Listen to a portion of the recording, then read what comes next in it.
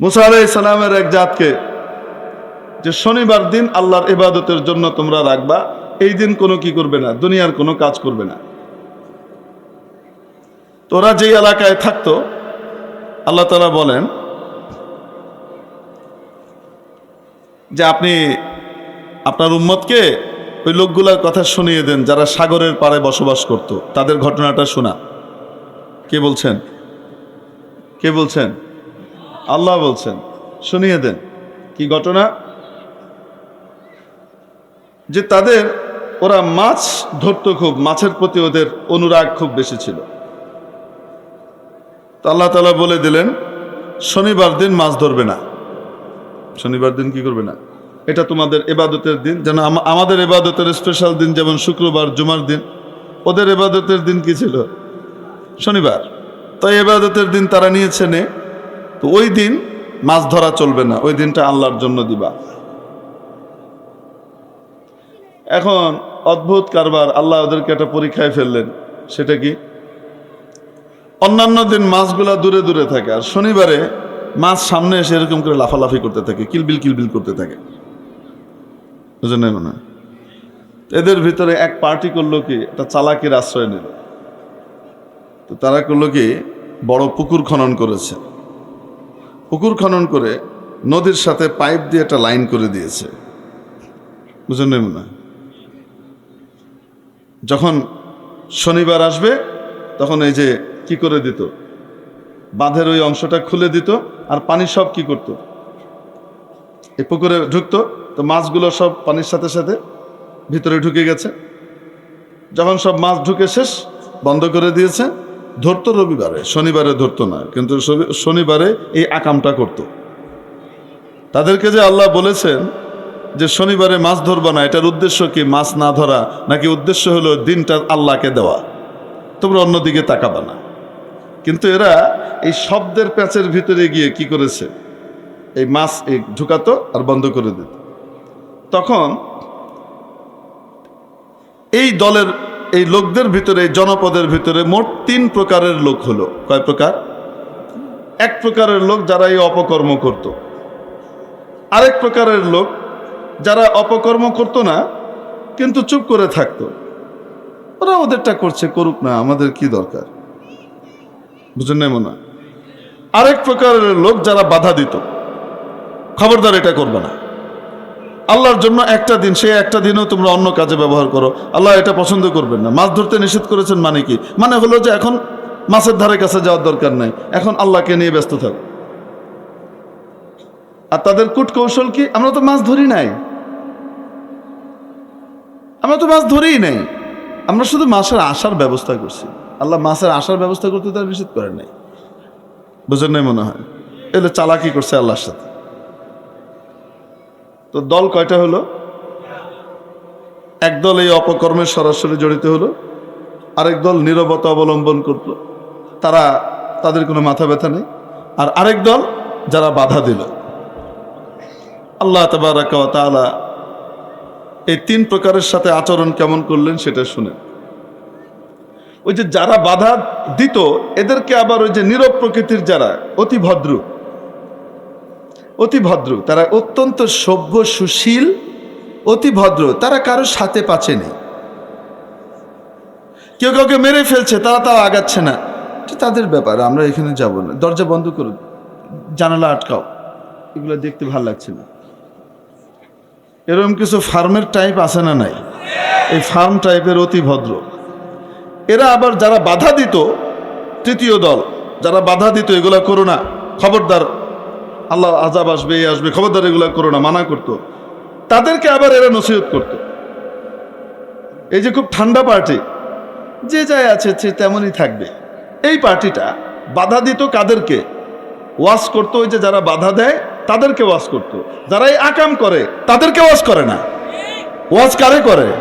যেই আকামে বাধা দেয় তাকে ওয়াজ করে। কি বলে? লিমা তাইযুনা কওমান ইল্লাহু মুহলিকুহুম ওয়া মুআযযিবুহুম আযাবান শাদীদা। কি দরকার আছে খামাখা এদের সাথে ভাই ঝগড়ায় যাওয়ার? তোমরা বাধা দেওয়ার কারণে এরা ঝগড়া করে, খামাখা দুটো দল হওয়ার দরকার কি? নিরিবিলি আমরা শান্তিপূর্ণভাবে আছি ভাই, থাকবো, আর আল্লাহ যেহেতু সহ্য করছে, তাহলে তোমাদের এত মাথা ব্যথার কারণ কি? তাদেরকে কেন বয়ান করতে যাও তোমরা? লিমা তাইযুনা কওমান, কেন এমন জাতিকে তোমরা বয়ান করতে যাও, ওয়াজ করো? কি দরকার আছে ওয়াজ করার? আল্লাহু মুহলিকুহুম, অবাধ্যতা তো আল্লাহর সাথে করে, তোমার সাথে তো না। তো ধ্বংস করলে আল্লাহ তাদেরকে ধ্বংস করবে। আও মুআযযিবুহুম আযাবান শাদীদা, অথবা কঠিন সাজা আল্লাহ তাদেরকে দেবেন। দরকার কি? বুঝেন নাই মনে হয়? এই টাইপের মিঠা পার্টি। তো দল হয়েছে কয়টা? একদল আকাম করে, আরেক দল নীরবে সহে, আরেক দল বাধা প্রদান করে, প্রতিবাদ করে, এই অপকর্ম বন্ধ করবার জন্য চেষ্টা করে। এই তিন দলের সাথে আল্লাহ তাবারক ওয়া তাআলা আচরণ কেমন করলেন শুনেন। আল্লাহ তাআলা তারপরে হঠাৎ এই সবগুলাকে বান্দর বানায় দিলেন।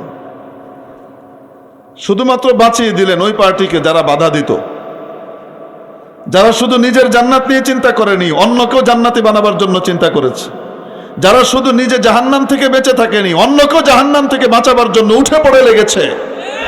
এই সমস্ত দিনদার মানুষগুলোকে আল্লাহ বাঁচিয়ে দিলেন। যারা নাহি আনিল মুনকার করেছে, মন্দ কাজে বাধা প্রদান করেছে, এদেরকে শুধু বাঁচিয়ে দিলেন। আর বাকি দুই জাত যারা করত আর মৌনে ভাবে চুপ থাকতো, ওদের কাজে বাধা দিত না, এই দুই দলকে আল্লাহ কুনু কিরাদাতান খাসিইন, তোরা অপমানজনক শাস্তি নিয়ে নে, নিকৃষ্টতম বান্দরের উপর রূপান্তরিত হয়ে যা। আল্লাহ এদেরকে সব বান্দর বানিয়ে দিলেন। হুজুর, ও এখান থেকেই তো তাইলে মনে হয় ওদের বংশধর যারা, তারাই মনে হয় ওই যে মানুষের পূর্বপুরুষ বানর ছিল এরকম বলে নাকি? না না না, কারণ এরা মাত্র 3 দিন বেঁচে ছিল। এই বানর বানানোর পরে, এই সাজা দেবার পরে এরা কয়দিন বেঁচে ছিল? 3 দিন চিৎকার চেঁচামেচি করে বেঁচে ছিল, তারপরে সব মারা গেছে, একটাও বেঁচে থাকে। অতএব বর্তমান বাঁদরের জাত কোনোটাই ওদের কাছ থেকে আসেনি। আর যদি ধরেও নেই যে বান্দরের জাত ওদের কাছ থেকে এসেছে, তো বান্দর মানুষের থেকে বের হয়েছে, মানুষ বান্দর থেকে বের হয়ে নেই। বুঝাতে পারেনি? উল্টা পাল্টা লাগায় দেয় আর কেরা, প্যাঁচ লাগায় খালি। মেরে মোহতারাম দোস্ত, আজিজ ও বুজুর্গ, তাহলে যখন সমাজে ওপেনলি প্রকাশ্যে অপকর্মের ঘোষণা হয়, অপকর্মের রাস্তা খুলে, ওই সময় আল্লাহর আযাব থেকে বাঁচতে হলে কি করতে হবে? বন্ধ করবার চেষ্টা করতে হবে, সামর্থ্য অনুযায়ী বাধা দিতে হবে, বুঝাতে হবে, ওটা যে কোনো মূল্যে আটকাতে হবে। যদি না আটকানো হয়, যার যার তার বলে একজন তার বাড়িতে আগুন দিচ্ছে, পাশের বাড়িওয়ালা বাঁচবে না, যে যার তার করে বসে আছে তার বাড়িতেও আগুন লাগবে একটু পরে, ঠিক কিনা? আযাব যখন আসবে, চুপচাপ যে আছে সেও মরবে। প্রিয় উপস্থিতি, এই জন্য বলছিলাম, সব গুনাহের দ্বারাই আল্লাহ অসন্তুষ্ট হন, কিন্তু সমকামিতা যদি কোনো জাতির ভিতরে ব্যাপকতা লাভ করে, বিচ্ছিন্ন ঘটনা 1-2টা গুনাহ তো সব জায়গাতেই মানুষ করে ফেলে, এটার জন্য সাজা আছে, শাস্তি আছে, বন্ধ করবার ব্যবস্থা আছে। আল্লাহ তাআলা এটার ব্যবস্থা রেখেছেন। না যাহারাল ফাসাদু ফিল বাররি ওয়াল বাহরি বিমা কাসাবাত আইদিন নাস, জলস্থলে যত বিপর্যয়, অনাসৃষ্টি, আযাব গজব এবং দুর্যোগ তোমরা দেখতে পাও, এই সবগুলো মানুষের হাতের কামাই। মেরে মুহতারাম দোস্ত, আমার এই সোনার বাংলাদেশে আলহামদুলিল্লাহ এরকম বিকৃত রুচির যৌনাচারের কোনো জায়গা নাই। এই জাত, বাঙালি জাতি এই কাজকে কখনো সমর্থন করবে না জাতিগতভাবে, ঠিক কিনা? করবে না, এদের তাদের কালচারের ভিতরে নাই। ওই যে এক বান্দর ছিল, ধোপার বাড়িতে গিয়ে কি খেত? মার খেত রাতের বেলায়। ধোপা একদিন বসে আছে, আয়, বান্দর মেয়ে এসেছে, ধোপা কোপ মেরেছে মারার জন্য, বান্দর লাফ দিয়েছে, মাথায় আর লাগেনি, লেজটা কেটে গেছে। এখন দেখতে কুৎসিত লাগে আর জলেও প্রচণ্ড। এই বান্দর করেছে কি, অন্যান্য বান্দরদেরকে বুঝিয়ে শুনিয়ে লেজ অপারেশন শুরু করছে। তাদেরকে বুঝায়, ফাজাইলে লেজ কাটা, মাসাইলে লেজ কাটা। লেজ কাটার কি কি ফাওয়ায়েদ, কি কি উপকারিতা, এগুলো বুঝিয়ে বুঝিয়ে এই লেজ অপারেশন করিয়ে আসলাম। কারণ এটা একটা ভয়ঙ্কর উৎকট একটা জিনিস, ঝুলছে। এক গাছ থেকে আরেক গাছে লাফ দেওয়ার সময়, প্রয়োজনীয় লাফ দেওয়ার সময়ও লেজের দিকে খেয়াল করতে হয়, কোথাও কোনো ডালে বাড়ি খেলো কিনা। আবার কোনো জায়গায় বসলে নিচে লেজ ঝুলে থাকলে কুকুর এসে লাফ মেরে কামড় দেয়। এই লেজ অপারেশন করে এসেছি, কি ইজি ফিল করছি, খুব মজা লাগছে, খুব আরাম, খুব শান্তি। এগুলো বলে বলে বলে বলে বান্দরদের কি করছে, লেজ কাটার কাটছে, তো যারই কাটে সে চিৎকার করে, ও বাইরে বললেন খুব আরাম, এটা কষ্ট লাগে কেন তাহলে? জলে যে, জলে শুধু আমার কেন জ্বলবে, তোরও জ্বলতে হবে। অতএব তোর লেজ কাটা দেখে তোকে কেমন কুৎসিত লাগতেছে, এই কুৎসিতের পার্টি বাড়াইতে হবে, ধীরে ধীরে নিয়ে আয়। লেজ কাটার পার্টি বাড়াবি তো তাহলে বাকি যাদের লেজ আছে তাদেরকে আমরা সংখ্যালঘু বানাই দিব। আমরা তাদেরকে বলবো, ছি ছি ছি, লেজ দেখা যায় কেমন লাগে, ইস আনস্মার্ট, দাড়ি রেখেছে। আরে বান্দরের কথা বলতেছি, বুঝেন নাই মনে হয়? আল্লাহ রাব্বুল আলামিন মানুষকে বানিয়েছেন, গোটা পৃথিবীর মানুষকে তৈরি করেছেন দুইজন আদি মানব মানবীকে দিয়ে। আব্বাজান হযরত আদম আলাইহিস সালাম, আম্মাজান হযরত হাওয়া আলাইহিস সালাম, ঠিক না? মানুষ কয়জন? সর্বপ্রথম মানুষ কয়জন? দুইজন, বাবা আদম, মা হাওয়া। আল্লাহ তাআলা বলেন, ইয়া আইয়ুহান নাসুত্তাকু রাব্বাকুম আল্লাযী খালাকাকুম মিন নাফসিন ওয়াহিদাতিন ওয়া খালাকা মিনহা যাওজাহা ওয়া বাসসা মিনহুমা রিজালান কাসীরান ওয়া নিসাআ। ও মানব জাতি, ভয় করো আল্লাহকে। শুধু মুসলমানদের কথা বলছে না, ও মানব জাতি যারা আমাকে বিশ্বাস করো বা করো না, গোটা মানব জাতি তোমাদেরকে বলি, কমন কিছু বিষয়ে কমপক্ষে আল্লাহকে ভয় করো, যিনি তোমাদেরকে সৃষ্টি করেছেন একটি প্রাণ থেকে, একজন মানুষ থেকে, ওয়া খালাকা মিনহা যাওজাহা, এবং ওই ব্যক্তি থেকেই তার স্ত্রীকে তৈরি করেছেন, মা হাওয়া, ওয়া বাসসা মিনহুমা, এরপরে এই দুইজনের মাধ্যমে ছড়িয়ে দিয়েছেন, গোটা পৃথিবীকে ভরে দিয়েছেন, রিজালান কাসীরান ওয়া নিসাআ, বহু পুরুষ এবং বহু নারী দিয়ে। তাহলে গোটা পৃথিবীকে আল্লাহ আবাদ করেছেন কোন প্রকারের মানুষ দিয়ে? নারী এবং পুরুষ দিয়ে। আর এদেরকে তৈরি করেছেন, সকল মানুষকে তৈরি করেছেন দুইজন থেকে, বাবা আদম, মা হাওয়া। যে কোনো মানুষ দুনিয়াতে তৈরি হয়, হয় বাবা আদমের স্ট্রাকচারে তৈরি হয়, নয় মা হাওয়ার স্ট্রাকচার দিয়ে আল্লাহ পাঠান। হয় সে বাবা জাতির অন্তর্ভুক্ত হয়, অথবা সে মাতৃ জাতির অন্তর্ভুক্ত হয়। বোঝাতে পারি নাই মনে হয়? এই মা জাতি এবং বাবা জাতি, বাবা আদম এবং মা হাওয়ার শারীরিক কাঠামোর ভিতরে কিছু বিষয় কমন, দুইজনেরই এক। আর কিছু বিষয়ে পার্থক্য আছে না নাই? কিছু অঙ্গে পার্থক্য আছে না নাই? এই পার্থক্যগুলো আল্লাহ তাআলা একটা পার্থক্য একদম জন্মের সময়ই দেখিয়ে দেন, যে সে কি বাবা আদমের স্ট্রাকচারে নাকি মা হাওয়ার স্ট্রাকচারে। এটা জন্মের সময়ই দেখিয়ে দেন, ঠিক কিনা? জন্মের সময় দেখেই বোঝা যায়, একটা জায়গা দেখে বোঝা যায় যে সে বাবা আদমের, ওটা দেখেই বোঝা যায় সে কোন গ্রুপের, মা হাওয়ার, সে মা জাতির। বুঝাতে পারি নাই? আরো কিছু পার্থক্য আছে, সেই পার্থক্যগুলো কি জন্মের সময় প্রকাশ পায় নাকি যখন 12-14 বছর হয়, বয়ঃসন্ধিতে পৌঁছায়, তখন শরীরের অন্যান্য অঙ্গ প্রত্যঙ্গে কিছু পার্থক্য নজরে পড়ে, ঠিক কি ঠিক না? আলাদা হয়। তাহলে আল্লাহ রাব্বুল আলামিন তৈরি করলেন মানব জাতিকে কয় লিঙ্গে? বুঝে থাকলে বলেন, কয় লিঙ্গে? 2 লিঙ্গে। আপনাদের জেনে রাখা দরকার, তৃতীয় লিঙ্গ বলে আল্লাহ এবং রসুলের দৃষ্টিতে কিছু নাই। এটা আমাদের পাশ্চাত্যের ভাইদের তৈরি করা, যে তৃতীয় লিঙ্গ। হুজুর, তৃতীয় লিঙ্গ নামে একটা আছে তো, সেটা কি? ও থার্ড জেন্ডার, ওই যে হিজড়া বলি না, ওটা তো তৃতীয় লিঙ্গ। ওটা তৃতীয় লিঙ্গ নয়। ওটা কি নয়? ওটা কোনো লিঙ্গই নয়, ওটা অসুস্থ, শারীরিক প্রতিবন্ধী। মেরে মুহতারাম দোস্ত, আল্লাহ তাআলা কোরআনে কারিমে ইরশাদ করলেন, মান আমিলা সালিহাম মিন যাকারিন আও উনসা ওয়া হুয়া মুমিন ফালানুহয়িয়ান্নাহু হায়াতান তাইয়্যিবাহ। যে কেউ, আমার বান্দা হোক চাই বান্দি হোক, পুরুষ হোক চাই নারী হোক, যদি ইমানদার অবস্থায় নেক আমল করে, অবশ্যই অবশ্যই তাকে আমি পৃথিবীতে সুখের জীবন দিব। তাহলে সুখের জীবনের ঘোষণা দিলেন পুরুষ এবং নারী উভয়ের জন্য, ঠিক কিনা? মেরে মুহতারাম দোস্ত আজিজ ও বুজুর্গ, তাহলে একটা প্রশ্ন থেকে যায় কিনা, হিজড়ারা তারা কি দুনিয়াতে সুখ পাবে না? সুখের জীবন কি আল্লাহ তাদেরকে দিবেন না? বুঝতে পারিনি।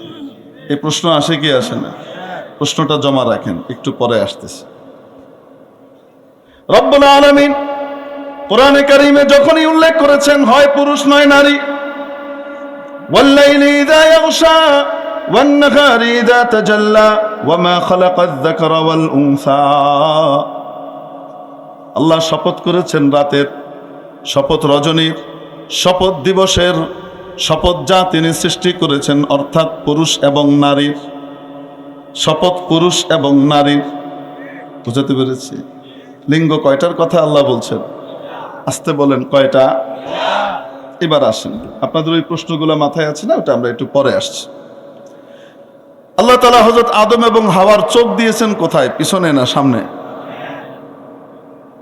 আমাদের সকলের চোখ আদম আলাইহিস সালাম মা হাওয়ার মতোই সামনে, ঠিক কিনা?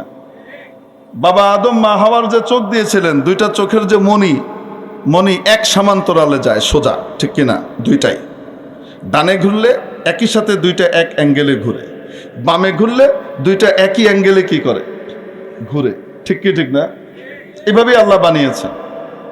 এটা বাবা আদম মা হাওয়া স্ট্রাকচারের ভিতরে চোখটা এরকম। কিন্তু কোনো সময় আমরা দেখতে পাই না যে কোনো মানুষ 1000-10,000 এমন জন্মায় যার একটা চোখের মণি তো সোজা, আরেকটা চোখের মণি ডান দিকে। বলেন না কেন? আছে না নাই? এরকম লোককে আমরা কি বলি? টেরা বলে, ট্যাগরা বলে, যেটাই বলুক না কেন, বলে কি বল? বুঝে থাকলে বলেন তো দেখি, এই যে চোখটা একটা এদিকে একটা ওইদিকে, প্রশ্ন আসে না আল্লাহ এটা এরকম কেন বানালেন? তার চোখটাকে খুঁতযুক্ত করে কেন বানালেন? নিখুঁত কেন বানালেন না? প্রশ্ন আসে কি আসে না? অনেকগুলা কারণ, তার ভিতরে একটা কারণ হলো যেন অন্যান্য বান্দারা দেখে, তাকে দেখে শুকরিয়া আদায় করতে পারে, আল্লাহ চাইলে আমাকেও তো এরকম বানাতে পারতেন, আল্লাহ যে আমাকে ওরকম না বানিয়ে একদম সুন্দর বানিয়েছেন। ফাসাওয়াকা ফাআদালাক, সমতা দিয়েছেন। আল্লাহ যে এত সুন্দর করে বানিয়েছেন, এজন্য আল্লাহর যেন শুকর আদায় হয়, তাকে দেখে যেন হাজার বান্দা শুকরিয়া আদায় করতে পারে। আর যার মাধ্যমে তারা শুকর শিখলো, যাকে দেখে শুকরের অনুভূতি হলো, তার প্রতি কি খারাপ আচরণ না ভালো আচরণ? কারণ তার মাধ্যমেই তো তুমি শুকরের অনুভূতিটা বিশেষভাবে অর্জন করতে পারলে। এজন্য ইসলাম বলে লা তানাবাজু বিল আলকাব, খবরদার তাকে কি করবে না? খোঁচা মেরে কথা বলবে না, কোনো বাজে উপাধি দিয়ে কটাক্ষ করবে না, তির্যক শব্দ দিয়ে, কটু বাক্য দিয়ে তাকে কষ্ট দেবে না। ইসলাম হারাম করে দিয়েছে। কারণ এই যে চোখের অস্বাভাবিকতা, ত্রুটিযুক্ত চোখ, এটা কি তার নিজের কারণে না আল্লাহ তাকে দিয়েছেন? তার তো কোনো ক্ষমতা এখানে নাই। মেরে মুহতারাম দোস্ত, এই যে চোখের যে অসুস্থ লোকটা, চোখটা তার অন্যরকম হয়ে আছে, ত্রুটিযুক্ত হয়ে আছে, এটার কারণে কি তার হাতও ত্রুটিযুক্ত, তার কানও ত্রুটিযুক্ত, তার মুখও ত্রুটিযুক্ত, তার অন্যান্য অঙ্গও ত্রুটিযুক্ত, নাকি শুধু চোখ ব্যাস? ঠিক তেমনি ভাবে আল্লাহ তাআলা হয়তো বাবা আদমের আদলে তৈরি করবেন, নয় মা হাওয়ার আদলে তৈরি করবেন মানুষকে। এটাই হলো আল্লাহর স্বাভাবিক নিয়ম। হয় সে বাবা জাতির হবে, নয় মা জাতির হবে। জন্মের সময় দেখা যাবে সে কি বাবা আদমের আদলে তৈরি হয়েছে নাকি মা হাওয়ার আদলে তৈরি হয়েছে। 5,000 10,000-এর মধ্যে একজন শিশু মাঝে মাঝে এমন পাওয়া যায় যার জন্মের সময় নিচের ওই জায়গা দেখে বোঝা যায় না সে কি বাবা আদমের ইয়েতে নাকি মা হাওয়ার ইয়েতে, কেমন যেন উল্টাপাল্টা টাইপের, মানে তার ওই জায়গাটা, বিশেষ অঙ্গটা খুঁতযুক্ত হয়। বুঝাতে পেরেছি? এরকম খুঁতযুক্তদেরকে আমরা কি বলি? হিজড়া বলি। বলেন তো দেখি, এই খুঁতটা কি তার নিজের অর্জিত না আল্লাহর দেওয়া?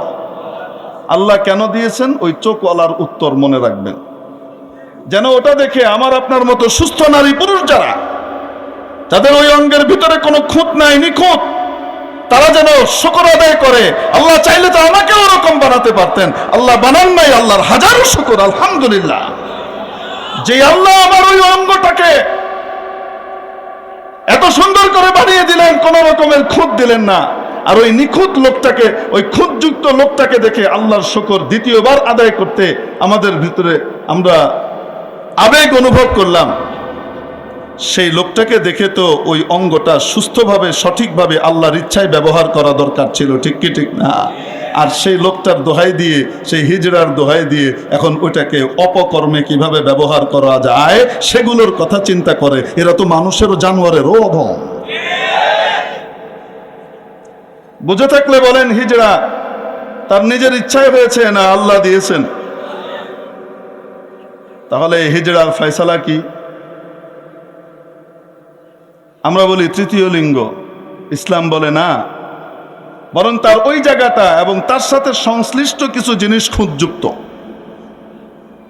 বাকি তার হাত পা চোখ কান এগুলা খুঁতযুক্ত, ওগুলা ঠিক আছে। তার একটা আলামত প্রকাশ পায়নি, জন্মের সময় যেটা প্রকাশ পায়। কিছুদিন যেতে দাও, ওয়েট অ্যান্ড সি। কিছুদিন গেলেই যখন তার 12-14 বছর বয়স আসবে, তখন অন্যান্য আলামতগুলো ফুটে উঠবে। সে কি মা জাতির নাকি বাবা জাতির, বুঝাতে পারি নাই।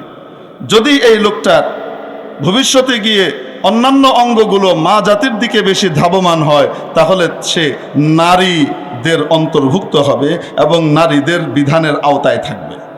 আর যদি সে বড় হবার পরে তার শরীরের অঙ্গ প্রত্যঙ্গ এবং অন্যান্য বিষয়গুলো বাবা আদমের দিকে টার্ন নিতে থাকে, তাহলে বুঝতে হবে যে আসলে সে বাবা আদম গ্রুপের। তার ওই জায়গাটা খুঁতযুক্ত, ওইটা দিয়ে বোঝা যাচ্ছিল না, বাকিগুলা দেখে বোঝা যাচ্ছে যে সে বাবা আদম গ্রুপের, ঠিক কি ঠিক না?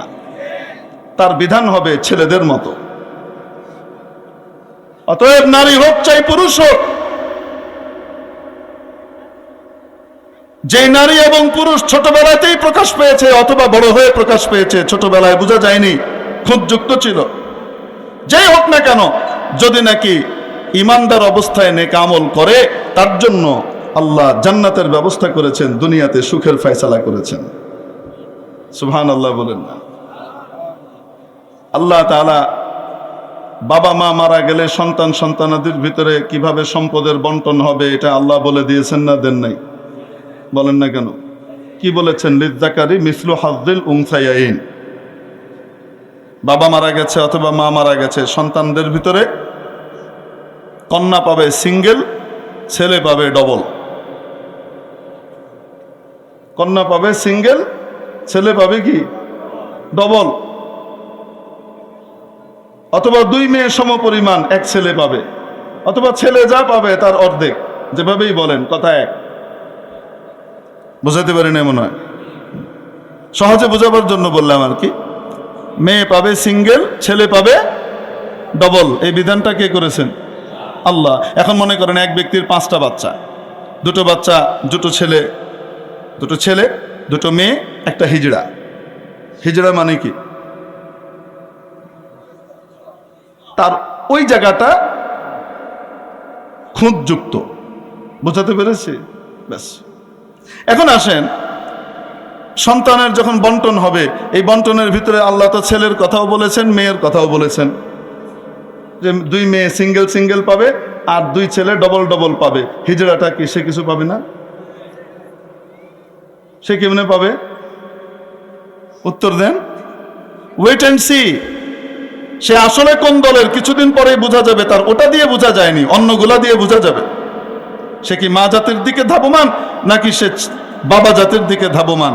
যেদিকে হবে, যদি সে বড় হওয়ার পরে বোঝা যায় যে সে মেয়ের দিকে বেশি ধাবিত হচ্ছে, তাহলে সে সিঙ্গেল পাবে মেয়েদের বিধান অনুযায়ী, অথবা সে যদি ছেলের দিকে বেশি ধাবমান হয় তাহলে ছেলেদের অন্তর্ভুক্ত হবে, সে ডবল পাবে।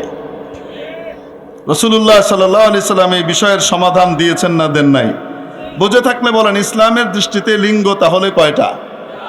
আল্লাহ এবং রসুলের দৃষ্টিতে লিঙ্গ কয়টা? এখন আল্লাহ রসুলের বাইরে যদি সারা দুনিয়া বলে তিনটা, তো তাহলে সারা দুনিয়ার কথা ঠিক না? মুসলমান হিসেবে আল্লাহ রসুলকে যে বিশ্বাস করে, কবরকে যে বিশ্বাস করে, হাসরকে যে বিশ্বাস করে, সেই ব্যক্তির দৃষ্টিতে আল্লাহ রসুলের কথা ঠিক। বোঝাতে পেরেছি? তারপরেও মনে করেন লিঙ্গ দুইটাই এরকম, যেহেতু পরিষ্কার করে বিবরণ নাই, ফাহওয়াল কালাম থেকে বের হয়, এজন্য কেউ যদি তৃতীয় লিঙ্গ একটা বলতে চায়, কাকে? হিজড়াকে, কিছুক্ষণের জন্য মেনে নেওয়া যায়, ঠিক আছে আস। আপনারা বুঝে থাকলে বলেন তো দেখি, হিজড়া এই যে সমস্যাটা, তার খুঁতটা, এটা কি তার নিজের তৈরি না আল্লাহর তৈরি? এজন্য তার প্রতি কি লানত না রহমত? সকলে তার প্রতি সহমর্মিতা প্রদর্শন করবে, ঠিক কি ঠিক না? ইসলামের বিধান এই। বুঝে থাকলে বলেন, হিজড়ার যে সমস্যা, এটা কি তার মাথায় না শরীরে? সে মানসিক প্রতিবন্ধী না শারীরিক? বোঝাতে পেরেছি? কিছুক্ষণের জন্য হিজড়াকে আপনি পাশে রাখেন। এবার আমরা আরেক প্রকারের প্রতিবন্ধী নিয়ে আলোচনা করব। একজন মানুষকে আল্লাহ তৈরি করেছেন ছেলে হিসাবে। ছোটবেলায় তার ওগুলা দেখে তার বাবা মা তার নাম রাখলেন শরীফ। ছেলে হিসেবে আল্লাহ তাকে কি করেছেন? মনে করেন একটা নাম দিলাম আর কি, যে কোনো নামই হতে পারে।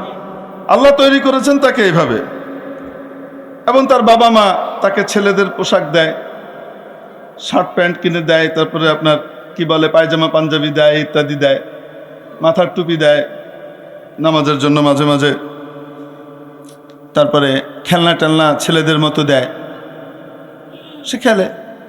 কিছুদিন পরে এই ছেলেটার মাথায় প্রবলেম দেখা দিল। কি প্রবলেম দেখা দিল? সে এখন জেন্ডার ডিসফোবিয়ায় ভুগতে লাগবে। এখন তার মাথার ভিতরে মনে হচ্ছে, সে মনে করছে আমি আসলে ছেলে না, আমি আসলে একটা মেয়ে। তার কি মনে হচ্ছে? মনে মনে সে নিজেকে কি মনে করছে? মেয়ে।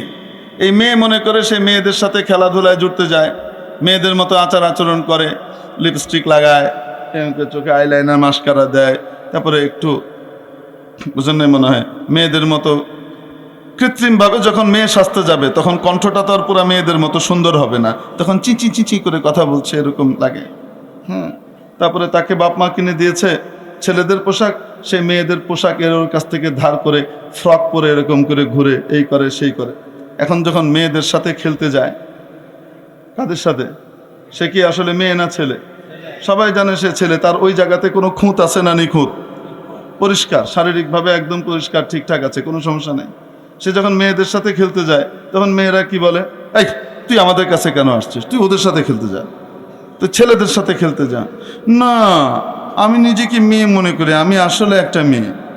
তো মেয়েরা হাসি ঠাট্টা করে, মেশিন গান নিয়ে মেয়ে হয়েছে, যা।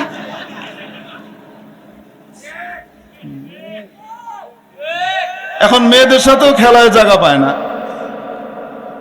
মেয়েদের সাথেও খেলতে পারে না, গেছে কোথায়? ছেলেদের সাথে খেলতে। যখন ছেলেদের সাথে খেলতে গিয়ে ঢুকছে, সেখানে ওই যে মেয়েদের অভিনয় করতে করতে এখন মেয়েলি কি হয়েছে, স্বভাব চরিত্র, অভিনয় করতে করতে করতে করতে এখন মেয়ে মেয়ে অনুভব করে। তখন ছেলেরা হাসে, হাফ লেডি সাইজে দেখ। বোঝেন নাই মনে হয়? এই যে ছেলেটা নিজেকে মেয়ে মনে করছে, তার সমস্যা কি শরীরে না মাথায়? এরকম মাথার সমস্যাওয়ালাকে আমরা কি বলি? পাগল। তাহলে ট্রান্সজেন্ডার কাকে বলে বুঝতে পেরেছেন? যে জন্মগতভাবে ছেলে, কিন্তু পরবর্তীতে সে বিপরীত লিঙ্গের সত্তা নিজের মনের ভিতরে ধারণ করতে থাকে, মনে করে সে ওইটা। এটা কি? ট্রান্সজেন্ডার। সহজে ট্রান্স, এখন ট্রান্স করলেই সবাই বুঝে এটা কি। অপরদিকে মনে করেন একটা মেয়ে, মেয়ে হিসেবে তার জন্ম, তার ওই জায়গা দেখে সকলেই, তার বাবা মা আত্মীয় স্বজন সবাই জানে সে মেয়ে, তার জন্য মেয়ের সাজ পোশাক দিচ্ছে, তাকে খেলতে দিচ্ছে মেয়েদের সাথে। কিন্তু সে কিছুদিন পরে তার মাথা খারাপ হলো, মাথায় সমস্যা হওয়ার পরে এখন সে মনে করছে না আমি মেয়ে না, আমি ছেলে। কৃত্রিমভাবে ছেলেদের মতো গলা মোটা করে কথা বলার চেষ্টা করছে। এখন কেমন লাগে শুনতে? তো বন্ধুরা তাকে খেপাবে কি খেপাবে না? কেন খেপাবে বলেন তো দেখি? সে কি স্বাভাবিক না অসুস্থ? এ হলো ট্রান্স, এই ট্রান্সজেন্ডার। তাহলে ট্রান্সজেন্ডারের সমস্যা তার শরীরে না মাথায়? আর হিজড়ার সমস্যা তার মাথায় না শরীরে? ট্রান্সজেন্ডারের প্রবলেম আল্লাহর দেওয়া না নিজের অর্জিত? আর হিজড়ার সমস্যা সেটা কি নিজের না আল্লাহর দেওয়া? এজন্য যেটাতে তার কোনো দখল নাই আল্লাহ তাকে অমন বানিয়েছেন, তার জন্য রহমত। আর যে মাথা খারাপ হয়ে বিপরীত দিকে যাচ্ছে, নিজেকে অন্য লিঙ্গের মনে করছে, আল্লাহ তাকে যেমন বানিয়েছেন তার বিপরীতে অবস্থান নিচ্ছে, তার জন্য আল্লাহ এবং রসুলের পক্ষ থেকে লানত। হিজড়ার জন্য রহমত, ট্রান্সজেন্ডারের জন্য লানত। আমার কথা না, রসুলের কথা। ইমাম বুখারীর দাদা উস্তাদের উস্তাদ ইমাম আব্দুর রাজ্জাক আস-সানআনী রাহিমাহুল্লাহর কিতাব আছে মুসান্নাফে আব্দুর রাজ্জাক, সেখানে সহিহ সনদে এই হাদিস এসেছে। তিরমিজি শরীফের ভিতরে সহিহ সনদে এই হাদিস এসেছে। আন আব্দুল্লাহ ইবনে আব্বাস রাদিয়াল্লাহু তাআলা আনহুমা ক্বাল, আব্দুল্লাহ ইবনে আব্বাস রাদিয়াল্লাহু তাআলা আনহুমা বলেন, লাআনা রাসূলুল্লাহ সাল্লাল্লাহু আলাইহি ওয়াসাল্লাম, আল্লাহর রাসূল লানত করেছেন, অভিশাপ দিয়েছেন। আল্লাহ আর তার রাসূলের অভিশাপ ওই আল মুখান্নাসিনা মিনার রিজাল, ওই সমস্ত পুরুষদের উপর যে সমস্ত পুরুষরা পুরুষ হওয়া সত্ত্বেও নারীর বেশ ধারণ করে, এখনো কাটাছেঁড়া করে নাই, অপারেশনও করে নাই, কিন্তু নারীর বেশ ধারণ করে, নিজেকে নারী নারী হিসেবে চিত্রিত করে, এরকম পুরুষদের উপরে আল্লাহর রাসূলের লানত আর অভিশাপ। ওয়াল মুতারাজ্জিলাতি মিনান নিসা, আল্লাহর রাসূলের অভিশাপ হলো ওই সমস্ত নারীদের উপর যাদেরকে মাবুদ জন্ম দিয়েছেন নারী হিসেবে, কিন্তু তারা পুরুষের বেশ ধারণ করে। নারীর বেশ ধারণকারী পুরুষের উপর এবং পুরুষের বেশ ধারণকারী নারীর উপর আল্লাহর রাসূলের লানত আর অভিশাপ, যেটাকে আপনারা বলেন ট্রান্সজেন্ডার। তাহলে বলেন হিজড়া আর ট্রান্সজেন্ডার এক? কিছুক্ষণের জন্য ধরে নিলাম তৃতীয় লিঙ্গ হিজড়া, তাহলে তৃতীয় লিঙ্গ আর ট্রান্সজেন্ডার এক? আসতে বলেন, এক না ভিন্ন? হিজড়ার উপর রহমত, সহমর্মিতা প্রদর্শনের আদেশ, আর ট্রান্সজেন্ডারের উপর লানত, আল্লাহ এবং তার রসুলের লানত। ঠিক কি ঠিক না? এই আল্লাহ আর তার রসুলের লানত প্রাপ্ত লোকগুলাকে যারা সমর্থন করবে তাদের জন্য বুঝে রহমত। এদের প্রপার ট্রিটমেন্টের দরকার। সমস্যা কি এখানে না মাথায়? অতএব মানসিক হসপিটালে ভর্তি করে তার ট্রিটমেন্ট করা উচিত। ঠিক কি ঠিক না? যতদিন ঠিক না হবে, এই পাগলের রোগ যেহেতু সংক্রমিত হয়, এই পাগল যেহেতু অন্যকেও পাগল বানায়, অতএব এই ভয়ঙ্কর পাগলকে সুস্থ সমাজে ছাড়া যাবে না। বুঝাতে পারি নাই? যে পাগল অন্যকেও পাগল বানায়, তাকে ডাক্তাররা কি করে রাখে? বন্দি করে রাখে পাগলা গারদে, আর ট্রিটমেন্ট দিতে থাকে। ঠিক কি ঠিক না? তাহলে এই ট্রান্সজেন্ডারের যে বিষয়টা, এটা কি হিজড়ার মতো এক না ভিন্ন? সম্পূর্ণ বিপরীত মেরুর। ঠিক কি ঠিক না? হুজুর, ট্রান্সজেন্ডারের উপরে আল্লাহর রাসূলের অভিশাপ কেন? অনেকগুলা কারণ। সূরাতুর রুমে আল্লাহ তাআলা আদেশ করেছেন, লা তাবদীলা লিখালকিল্লাহ। আল্লাহর যে সৃষ্টির স্ট্রাকচার, আল্লাহর সৃষ্টির স্ট্রাকচারকে, মৌলিক স্ট্রাকচারকে চেঞ্জ করা যাবে না। কেউ যদি চেঞ্জ করতে যায় তার উপরে আল্লাহর লানত। আমি মনে হয় বুঝাতে পারিনি আপনাদেরকে। আরো কারণ শুনবেন। এই ট্রান্সজেন্ডারই হলো সেই ব্যাকডোর, যেই ব্যাকডোর দিয়ে কোনো দেশের ভিতরে সামাজিকভাবে সমকামিতার অনুপ্রবেশ ঘটে। সামাজিকভাবে সমকামিতার অনুপ্রবেশ ঘটে একটা সুস্থ সমাজের ভিতরে এই বিকৃত রুচির ব্যাপকতা হয়। কিসের মাধ্যমে? ট্রান্সজেন্ডারের প্রতি সহানুভূতি প্রকাশের মাধ্যমে। বুঝাতে পেরেছি আপনাদেরকে? কিভাবে বলবো? মনে আছে তো আপনাদের, একটা ছেলে জন্ম নিল, ছেলে হিসেবে বাবা মা নাম রাখলো কি? শরীফ, ভদ্র, কিন্তু সলবে মাখাজ হয়ে গেছে। কি হয়ে গেছে? সলবে মাখাজ হয়ে গেছে, শারাফত গায়েব হয়ে গেছে। শরীফ বিদুনি শারাফা। শরীফ সাহেব কিছুদিন পরে ওই যে মস্তিষ্ক বিকৃতি হয়েছে, এখন মনে করছে আমি আসলে শরীফ নয়, আমি আসলে কি? বলেন না কেন? আমাদের বাংলাদেশে এই পাগলের আইন আল্লাহর রহমতে এখনো হয়নি, ইনশাআল্লাহ কোনোদিন হবেও না। এই অভিশাপ মার্কা আইন আমাদের দেশে আল্লাহর রহমতে হয়নি, ইনশাআল্লাহ কোনোদিন হবেও না। পাশ্চাত্যের টাকা আমাদেরকে দেখ চাই না দেখ, সমর্থন দেখ চাই না দেখ, ওদের টাকা ছাড়াই আল্লাহর রহমতে আমাদের প্রধানমন্ত্রী পদ্মা ব্রিজ করে দিয়েছে। ওদের টাকা ছাড়াই ইনশাআল্লাহ আমাদের দেশে শিক্ষা ব্যবস্থা এবং খাদ্য চলবে, আল্লাহ চাই তো ইনশাআল্লাহ। খাওয়ান কে? পালেন কে? দেন কে?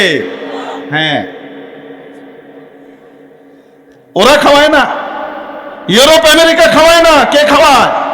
আল্লাহ খাওয়ায়। মেরে মুহতারাম দোস্ত, ধরেন কিছুক্ষণের জন্য, হ্যাঁ, এটার ব্যাপারে একটা বিচার বিশ্লেষণের জন্য মনে করেন কোনো ব্ল্যাক মাঙ্কিকে দাওয়াত দেওয়া হলো। মনে করেন কোনো কালা মাঙ্কিকে দিল যে আপনি এটার আইনগতভাবে একটু জিনিসটা দেখে দেন, কারণ কালা মাঙ্কির বাইরেও কালা, ভিতরেও কালা। এই কালা মাঙ্কি বলল, না না না, মানবাধিকার এটা হওয়া দরকার, অতএব এটা হোক, এটা চলতে পারে, যে এটার বিরোধিতা করবে তাকে সাজা দেওয়া হবে, সে মানবাধিকার লঙ্ঘন করেছে। কেন? এই পাগলের পাগলামি সে মেনে নেয় নাই। এরকম একটা আইন মনে করেন 5 দিনের জন্য হয়ে গেছে, তারপরে আল্লাহর রহমতে ধরা পড়ার পরে যেটা একটা বাজে জিনিস, এই আইনটা আবার বাতিলও হয়ে গেল। মনে করেন 5 দিনের জন্য আইনটা হয়েছে, কিছুক্ষণের জন্য ধরেন।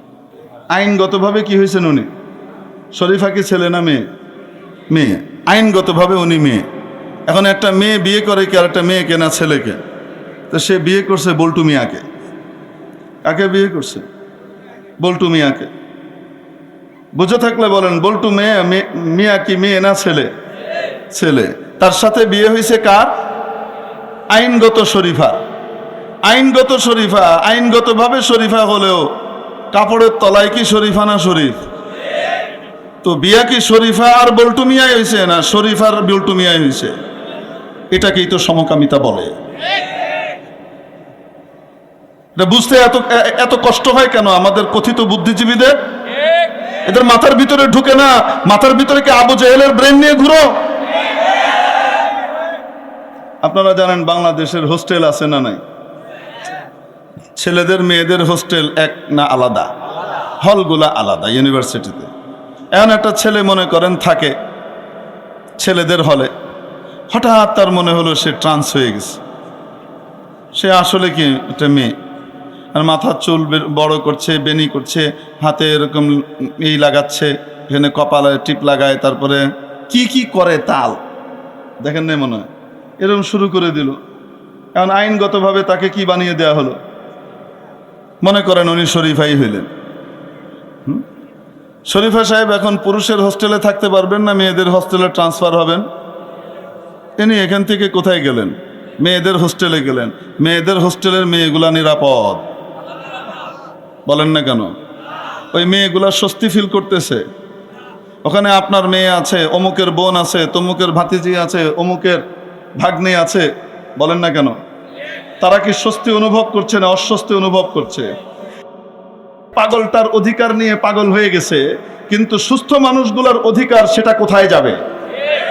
ওদের কাছে ভালো মানুষের অধিকারকে মানবাধিকার মনে হয় না, পাগল এবং কুরুচিপূর্ণ মানুষের অধিকারকে মানবাধিকার মনে হয়। ঠিক কি ঠিক না?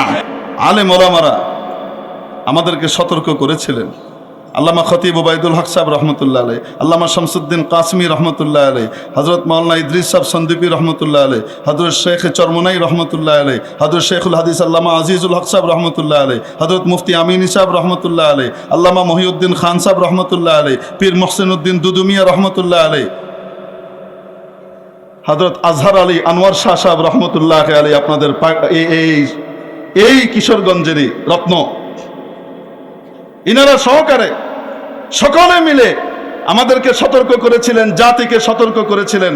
এই সমস্ত এনজিওগুলো, বিদেশি এনজিওগুলো, নন গভর্নমেন্ট অর্গানাইজেশন যেগুলো রয়েছে, বেসরকারি সাহায্য সংস্থা, এরা আমাদের দেশে দিতে আসে নাই।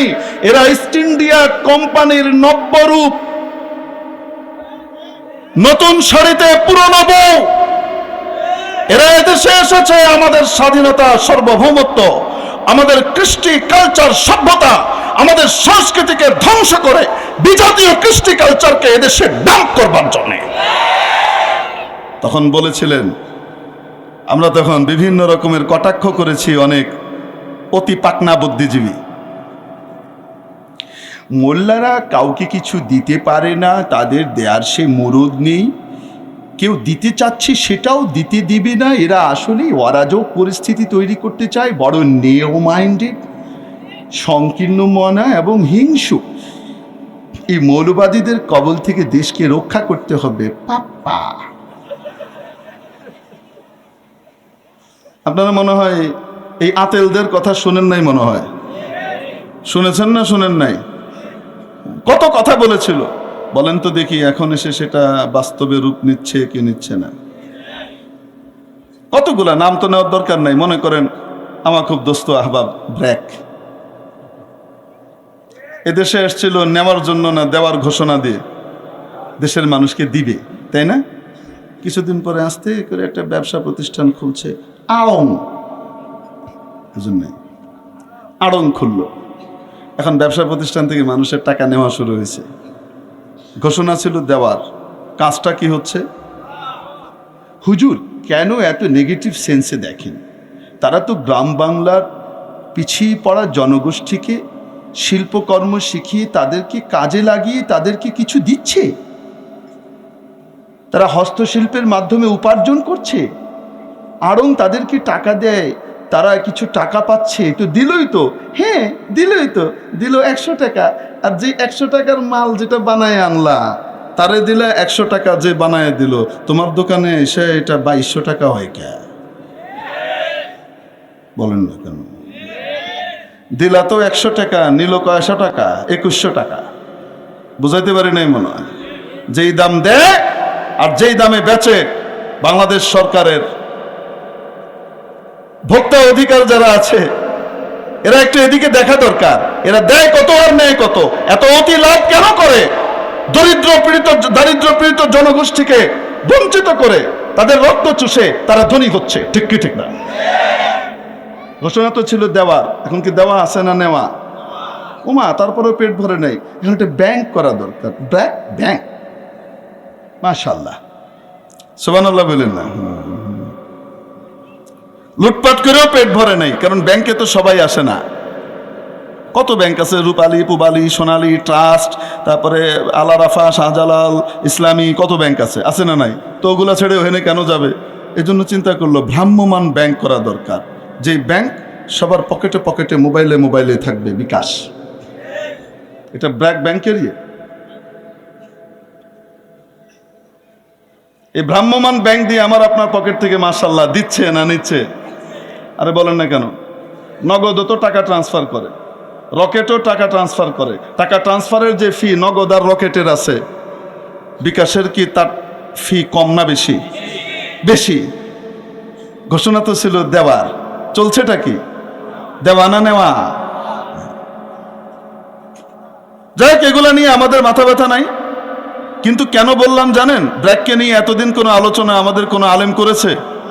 এই প্রায় 18-20 বছর যাবৎ ব্র্যাক নিয়ে কোনো কথা বলেছে? বলি নাই। এখন কেন বলতে বাধ্য হচ্ছে জানেন? তারা নিজেরাই নিজেদেরকে আলোচনায় এনেছে।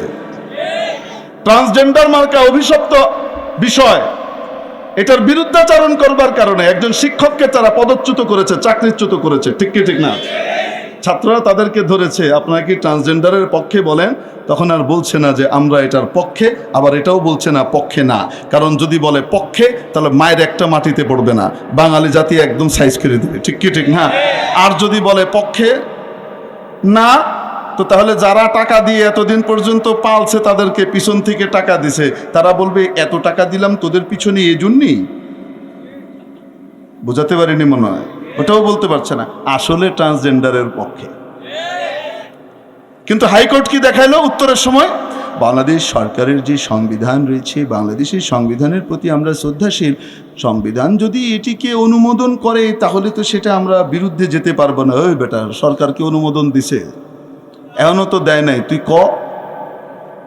মজার ব্যাপার শুনবেন, এরা এখন না আরো আগে। সরকার তো এখনো ট্রান্সজেন্ডার আইন করে, বলেন না কেন? এই অভিশপ্ত আইন এখনো সরকার করে নাই। আর এরা সরকারের প্রতি শ্রদ্ধাশীল, এই কথা বলেছে কি বলে নাই? ওদের ব্র্যাক ব্যাংকের পিএলসি অ্যাকাউন্ট ফর্ম আপনি খুলে দেখেন, আমার কাছে আছে কপি। সেই ফর্মের ভিতরে আগে অ্যাকাউন্ট হোল্ডারের পরিচিতির ভিতরে লিখতে হতো, ঘর থাকতো মেল, ফিমেল, আদার্স, ছেলে, মেয়ে, অন্যান্য।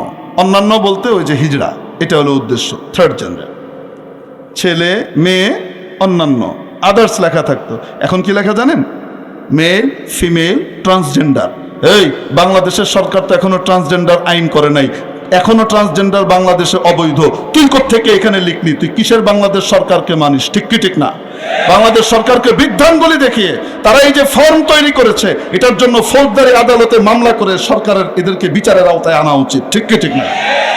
এই আইন ইনশাআল্লাহ এই সরকার করবে না বলে আমরা আশাবাদী।